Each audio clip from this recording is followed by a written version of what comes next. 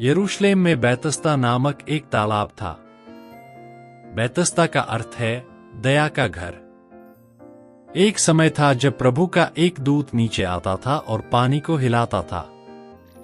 एक कहानी थी कि उस समय तालाब में प्रवेश करने वाला पहला व्यक्ति किसी भी बीमारी से ठीक हो जाएगा। बेशक कोई नहीं जानता था कि स्वर्गदूत कब नीचे आएगा और पानी को हिलाएगा। इसलिए बहुत से लोग बस यहां इंतजार कर रहे थे। इसके अतिरिक्त अंधे, लंगड़े या किसी अन्य अपाहिजता वाले लोगों को पहले प्रवेश करने के लिए मुकाबला करना पड़ता था। आज के संदेश में एक व्यक्ति था जो 38 वर्षों से बिस्तर पर पड़ा था, एक बीमारी से पीड़ित था।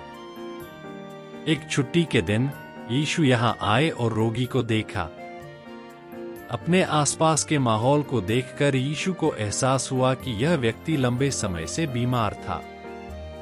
प्रभु ने पूछा, क्या तुम ठीक होना चाहते हो?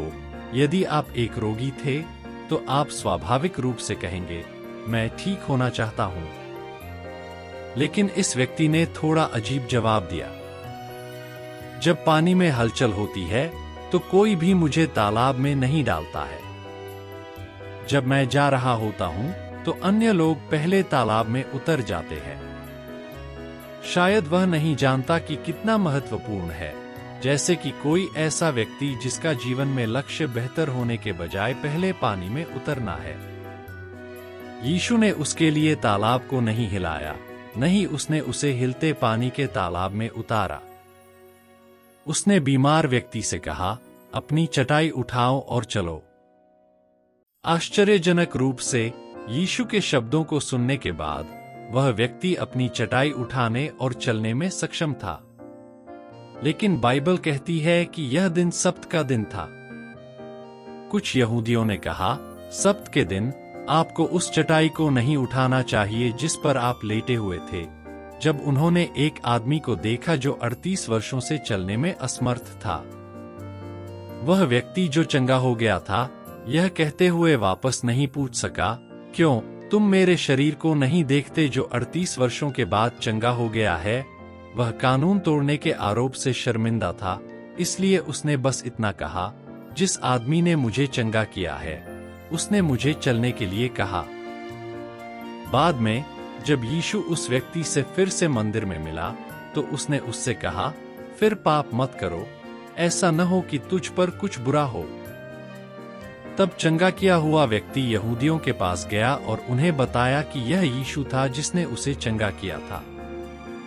तब यहूदी यीशु को यह कहते हुए परेशान करने लगे कि उसने सब्त की व्यवस्था का पालन नहीं किया। सभी ध्यान दे। हम सोचते हैं कि अगर कोई चमत्कार होता है तो बहुत से लोग यीशु पर विश्वास करेंगे। हालांकि आज के संदेश को देखते हुए ऐसा नहीं लगता है। जो व्यक्ति चंगा हुआ था उसने यीशु पर दोष लगाया और यहूदी क्रोधित थे कि यीशु ने व्यवस्था तोड़ी। यूहन्ना अध्याय 1 ऐसा कहता है, उजियाला अंधकार में आ जाता है परंतु अंधकार उस पर जय नहीं पा सका है। शायद जब यीशु ने चंगे व्यक्ति से कहा, फिर से पाप मत करो, क्या वह हमें प्रभु का अनुसरण करने के लिए नहीं कह रहा था? वह प्रकाश कौन है जो अंधकार पर विजय प्राप्त करता है? मुझे आशा है कि हम सभी जो आज के संदेश को सुनते हैं, चमत्कारों का अनुभव करने से दूर जाएंगे और यीशु का अनुसरण करते हुए जीवन जिएंगे जो प्रकाश है।